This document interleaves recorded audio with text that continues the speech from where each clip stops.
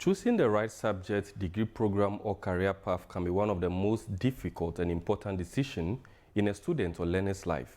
Yet many of them make the decisions without adequate guidance or an understanding of how the education system aligns with their interests, their abilities, and the evolving job market.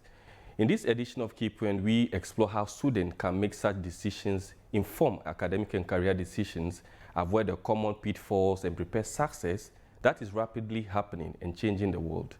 Our topic today, Career Compass, making the right academic and career choices, leads us into these questions, from choosing the right academic course, the right school, the school and self-discovery skill set, as well as career changes.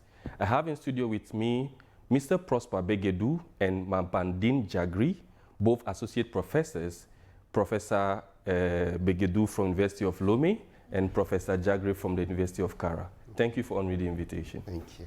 Thank you very much for having us here. Yeah. I'm glad to have you as well.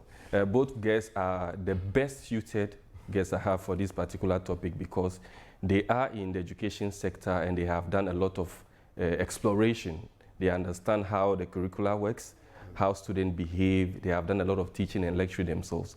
So my very first question would be, why is it essential for students to begin thinking about their career development, and what stage should they begin that particular thinking? I'll start with Professor Begedu on this one. Yeah, thank you very much, Jerry, for the question. I think your question has two parts. Yes. You say, why is it important for them to start thinking early, and at which What stage should they do So it's very important for them to start thinking because to start thinking about their future career early, because it gives them the opportunity to prepare themselves. Okay. So for example, if I want to become a medical doctor, for example, and I know that this is what I want to become, I will ask, what do I need to have as background for me to become a medical doctor? Then I start preparing myself early. But if I don't know, and it is after getting my high school degree, and I start now asking, I want to become a medical doctor, then it is too late for me. It might be too late for me. So for preparation issue, and also for adaptation and correction. For example, if I want to become a medical doctor, and I know that here I'm not good at this, I'm not good at this, but this is my ambition, I will have the opportunity to adjust, to get some skills, and also, to prepare myself very well. Now, talking about when I will not talk about age, for example, but I will talk about level. Because, for example, if you ask your child who is, 5 years, 6 years, what do you want to become? You say, I want to become a pilot. Exactly. I want to become, this. You go for the bigger and after 2 years, you ask him, he might change. Yeah. Because at this time, he's not yet set. For example, if I take the Togolese educational system, I will talk about somebody being in 4e, that is Form 3 in junior secondary school. For me, at that point, he is more or less informed about the possibilities, because it is from there that he will know, if I complete my O-level, am I going for general basic education, am I going for technical education? So it is from that level. But I cannot say it is static. It is all about the opportunity the person has to get the information needed at that particular time. It is not too late. Better when it is early, it is more convenient. That is what I can say. Thank you for that very important submission. I'm sure Professor Jagri has something to add up to that. I think it's so important to do it, as early as possible, so that they can channel energy. Like equipping a child for future careers, it depends on the parent. There are some stages that the child cannot decide, but parent being around can just start putting equipment to avoid what you call last-minute confusion, or maybe just taking some path that they are not prepared, for. So, which means if they have to, maybe equip the child early, they need to just, mind it so that the child can grow in it, have a kind of goal-oriented, education, so that the child can develop what you call interest, motivation, in order to be able to face the career that they want the child to. Thank you for that submission as well. I think both submissions can intertwine with each other, because in as much as he said that at a certain stage the child will be able to make certain decisions, but from your point of view, at an early stage, parents can also guide them in terms of making that choice. Now, sometimes whether parents guide them or they guide themselves, if I can use a term like that, there are still certain mistakes that they still make in choosing maybe their career path or the courses they do in school. So let me start off with you on that one. What are some of those mistakes you've noticed since you've been working with students for some time now? When I came to university, we faced the same challenges because normally I read the sciences in junior high school, what we call Série D. So missing to enter to into medical schools or maybe engineering schools or mathematics or and so on. I came back to the University of Kara, and then I was embarrassed. So I decided to go for English, but I saw a colleague, a friend of mine, who was following another friend for law because he read Série D. He didn't know where to go. So there's this trap of just choosing because other people are choosing. You follow your friends. And when I came to the University of Lomé in 2012, I was sent to teach what you call science, English for specific purpose at sciences, faculty. And then I met a student in final year, and then I gave an essay, and then I decided to ask them to tell me what they want to do after their studies. And then he said, when I read, he said, he wants to become a taxi driver. And after I called him, he said, I didn't understand. You want to become a taxi driver as a science student? And I say, yes, because what he's doing, he's not passionate about. And his parents are those people who pressure him to. His passion is to be a taxi driver because he loves seeing those people. Wow. Can you understand this? So for me, there's a risk to follow other people, to imitate, to choose path they are not prepared to. So I mean, that's a very deep, it's quite deep. It's quite deep. Trying to follow. Yeah, they try to follow. Follow what people are doing. And not only that, there's also this trap of, or the mistake of trying to go for things that pay off. I met, one young guy, he came to me, and because his father sent him to me so that I discussed with him. And I was asking him, what do you want to become? He said, I want to become a délégué médical. And I said, do you know what délégué médical people do? He said, no. And I said, why do you want to become a délégué médical? He said, the house next to us is a big house, and it's built by somebody who is a délégué médical. So it's like, saying I'm going for a job that is going to pay off a lot, and I'm going for it. And another mistake also is also to try to always thinking about what people call prestigious, jobs, like to become a lawyer, to become an engineer. So this is what you want to. And parents also make, contribute in making that mistake, because when, for example, in their family, they don't have any lawyer, they say, okay, looking for one. want to have him as a lawyer. So even if the child does not have these qualifications, they want to push him, for example. And but in my case, I was fortunate because this is maybe one of the rare cases that when you see that when I was even in junior secondary school, I knew I would study English at university. Because for me, that was the subject where I don't really have to stress. So it was clear for me, and I also have the that privilege of having my father who studied in Ghana, for example, and it was these are some of the opportunities that I had, but not everybody will have that. So I didn't suffer. When I was in Troisième, I say, okay, for you to study English at the university, which série will you take? They say, I just went for and after I went for. Now it was when I was to select the major. For example, what am I going to major in? That is where I had the trouble. But I thank God that I had also some people who guided me. Yeah. In addition to that, some of the other one that I think might be something more attributed to a particular country or perhaps a particular ethnicity, due to some of the friends I speak with, might probably be the choice of family expectation. Yes. And other times too, I think some people just feel like it's a rite of passage. Yeah. When you're in primary one, you go to two. So definitely from junior high school, you go to senior high school. Yeah. From there, you move to the university, and then you just keep going on like that, which shouldn't necessarily be the case. Yes, of course. Now, no matter, like as I said earlier on, even some people that are guided, they reach a certain stage where there are external pressures that exert on them.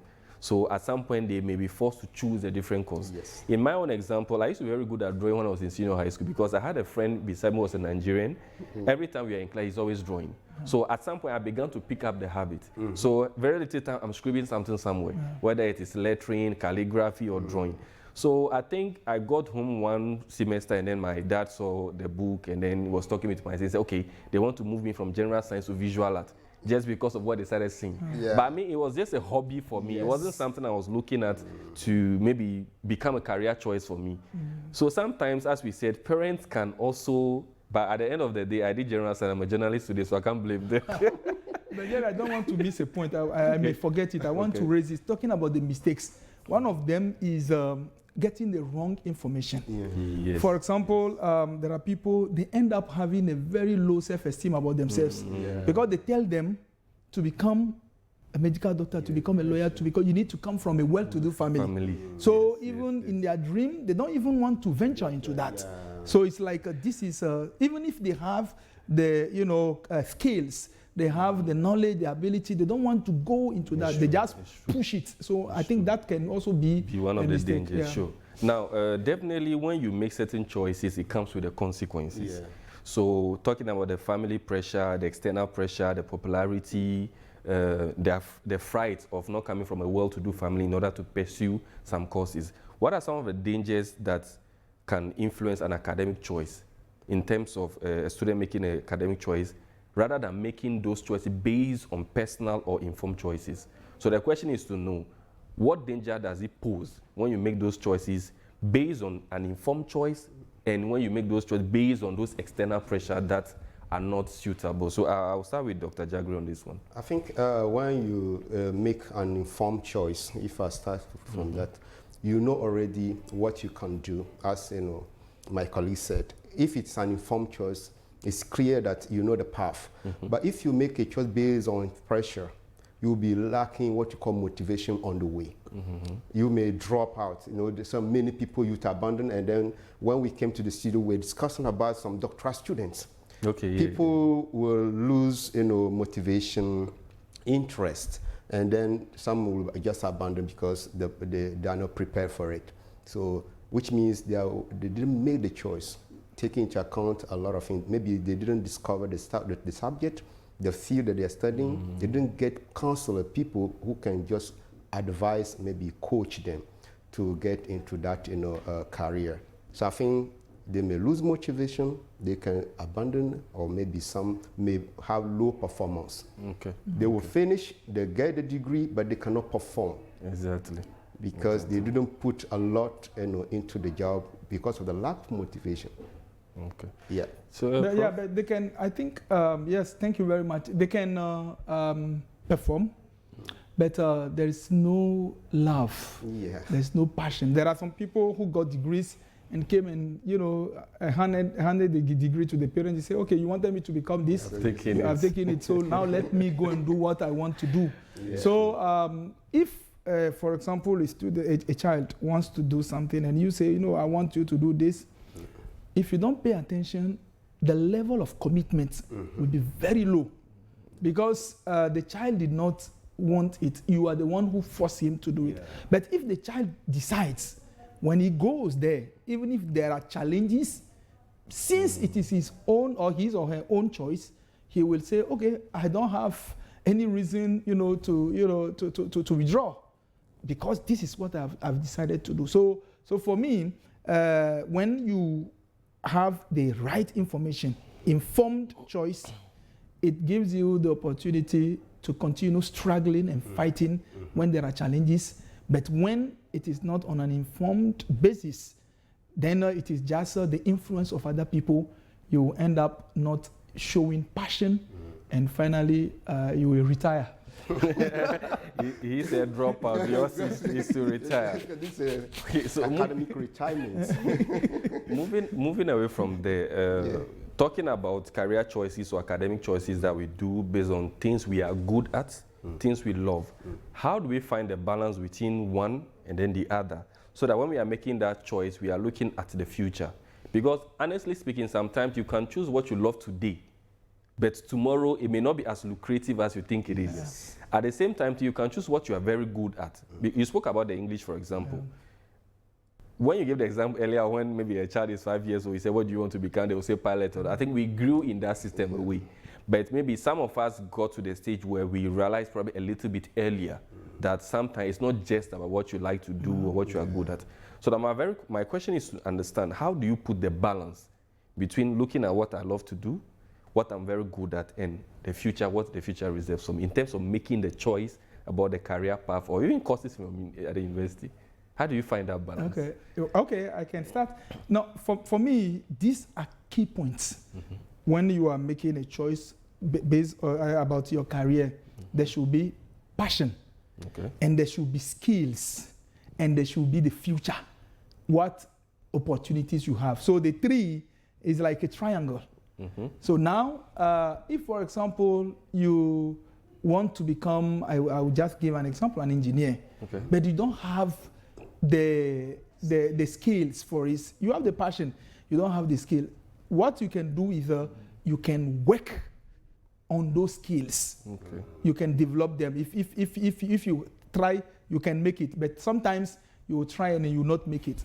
Now, the future orientation, the future opportunity that we have must not necessarily guide us, because life is not always straight. You can be, like, for example, you say, okay, I want to be, there are some people who got degrees in engineering in other areas, they are not making it. But there are other people who, so for me, is when you have the passion and you have the skill, you work toward a degree that you think is good. At the end, if you don't focus too much on the profit, then you can, and you have shortcuts. Like for me, I study English, but today I'm a deputy director in a center at the university that is not necessarily English. I am in climate change. So there are career paths that you can take in the future after. Not necessarily that you have studied this, that is where you are going to stay. If you study this and you know that this is where I am and I have opportunities or I'm limited, I can broaden my scope in going into other trainings also for life. That is what I can say. Okay. Dr. Jagu? Yeah, this is what he said. I think if I have something to tell, to students, first passion, because passion is like an energy and provider. When challenges arise, with passion, you can move forward. When you have passion, you need to have ability or the capacity, what he calls skills. You need to know that this requires skills and then opportunity. You have passion, yes, you have skills. So is there any opportunity in view on what you're doing? This is so important. If there is an opportunity, it's like a goal. And anytime someone is pursuing a goal, having passion and skills, he will surely make it. Even if the person fails, in this, journey, the person will not complain because of the passion and the skill. And I want to bring maybe to our knowledge two things: have job and have work. With our skills and our knowledge, we can get jobs. Though we are not happy about, we can perform and pay the bill. The job will help us pay the bill, but the work will give us what you call fulfillment and then joy. So even if we fail to have maybe our work, that can be our job, we can pursue to get a job to pay the bill, not to forget the work, what we love doing. So this is what I'm doing. I like, growing. I like, a child of a farmer. Anytime I see crops, it's something that I love so much. I used to go for farming. University is paying the bill, but I'm investing in what I love. Okay. To be fulfilled, not to regret. Yeah. Okay, thank you very much for. Now, I want us to focus on, in terms of selecting subjects or courses at the university. I want you to help maybe those new entrants into the university now, or perhaps even junior high school, because it starts some point a bit earlier before you get to university. What are some of the factors or precursors that you think they need to pay attention to when they are choosing a particular course or a particular subject for the university? I'm specific about students now. Okay. When they are going into the university or junior high school, what are some of the things that they should consider as factors before they make a choice on the career path or the courses they want to do? I'll start with Prof on this Thank you very much. So for me, the first factor is their capacity. What they think they know, in which subject they think they are good at. And the second factor I'll talk about is what is available for them. For example, this is what I have studied, and this is what I've got, and what is there available for me. So that is what I call it honesty. You need to be honest with yourself, not because other people want to go there, that is why you are going. You need to be honest with yourself. And number three, you have to get the right information. For example, in our country here, we have a lot of centers that gives orientation. We have SNIOPS at the university here. We have that. We have a division that is mainly focused, and we have also private, coaches that are there to tell you about the possible, opportunity that exists. If you don't know it, then it will be very hard for you to it. So these are some of the factors. And also at the end of the day, I'll talk about the opportunity that exists. So he should know himself. He should know the options that are there, the opportunity that are there for him to be able to make the right choice. Okay. So I'll come to Dr. Jagri. Yeah, I think those students need to maybe get help, maybe from parents, from their seniors, maybe students. They can ask questions. I used to tell people, go for information, ask. If you don't know, ask. Or go to the university and still ask. If they ask, I think they can make it. And there is something I want maybe to bring to them. If they come to the university for the first time, they still have 1 or 2 months to just interact, go to some classes, follow some courses before they decide most definitely what they can do. I think, and universities are opening doors for those students for orientation meetings. So I advise them also to go there and then get informed, because people are available to maybe give information about maybe subject and maybe job opportunities, so that they can decide according to their strength what they did. Now, there's one question or maybe 2 questions I have before we get close to wrapping up. If you are making a choice, you spoke about getting to the university, the right information, resources available, capacity and all that.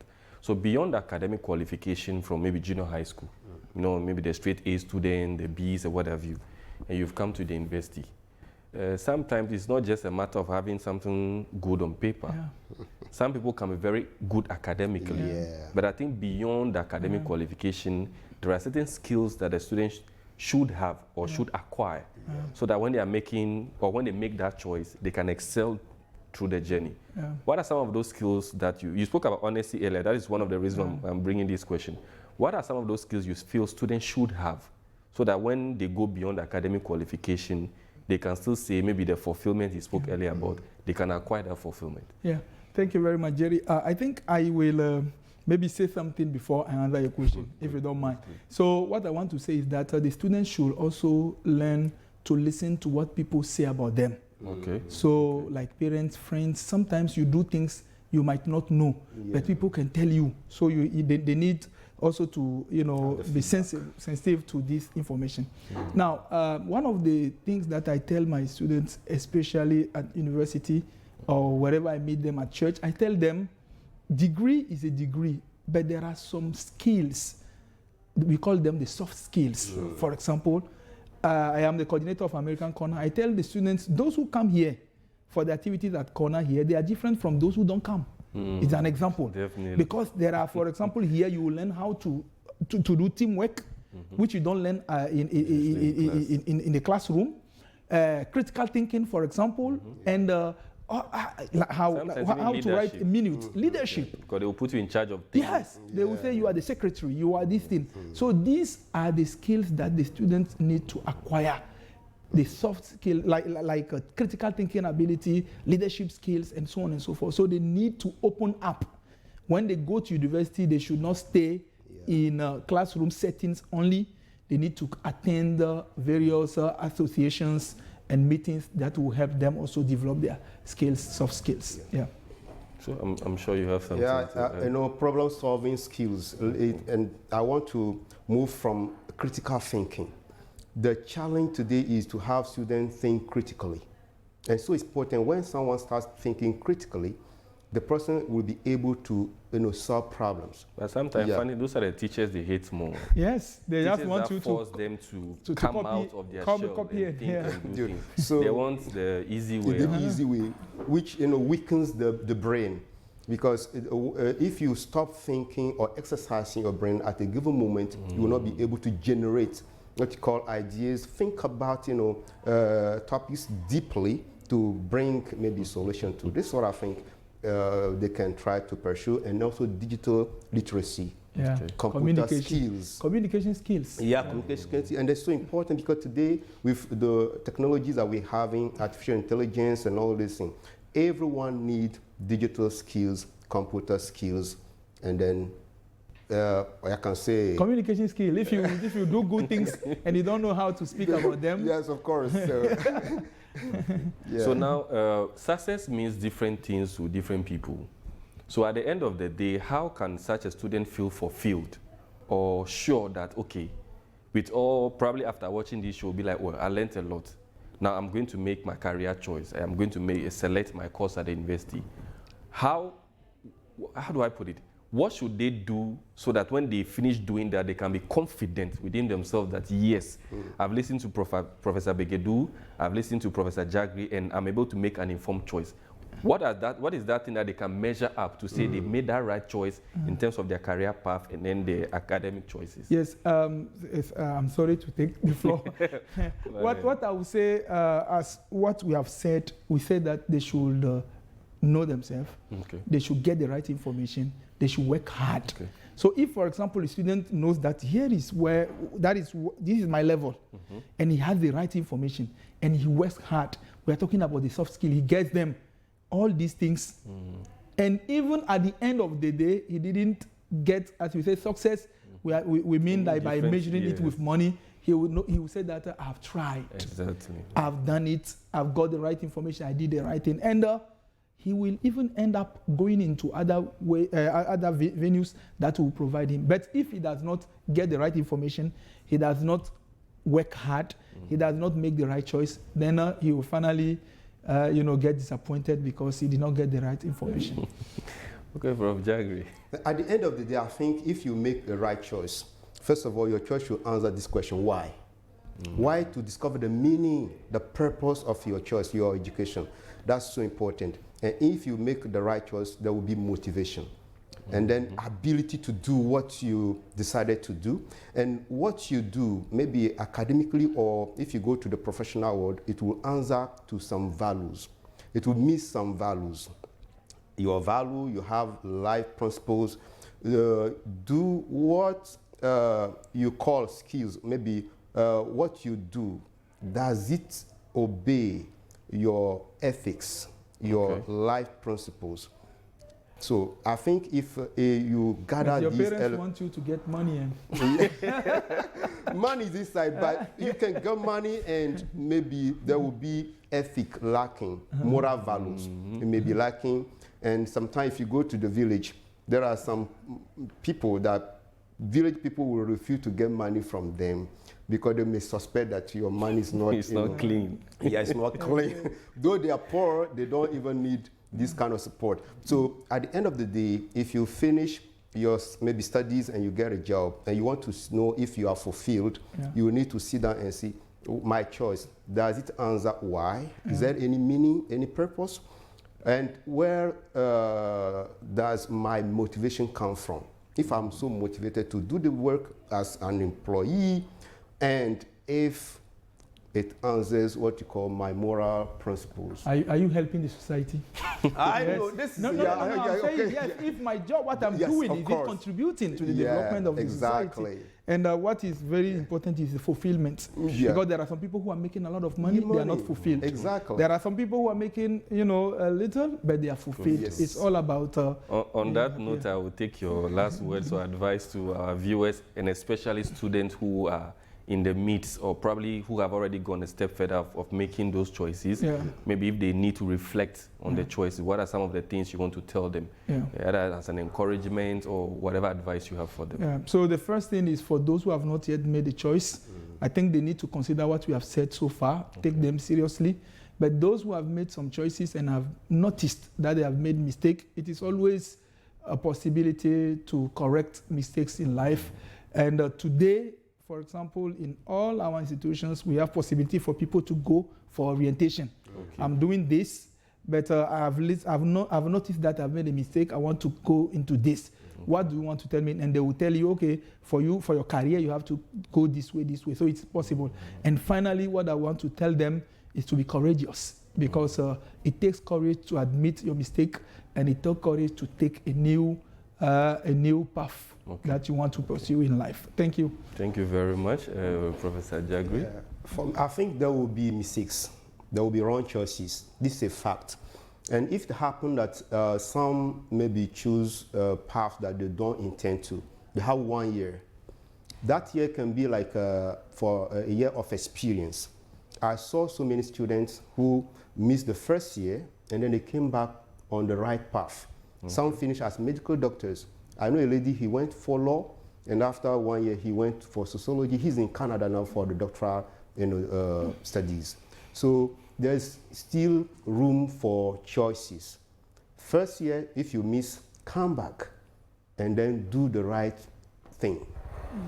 So thank you very much for your important submissions, Professor or Dr. Mabandin Jagri, from the Associate Professor at the University of Kara, and then Professor Prosper Begedu, an Associate Professor equally from the University of Lomé. Thank you very much for bringing this insight into this very conversation. Very welcome. As I stated earlier, you are the two best guests for this particular topic. Thank you very much.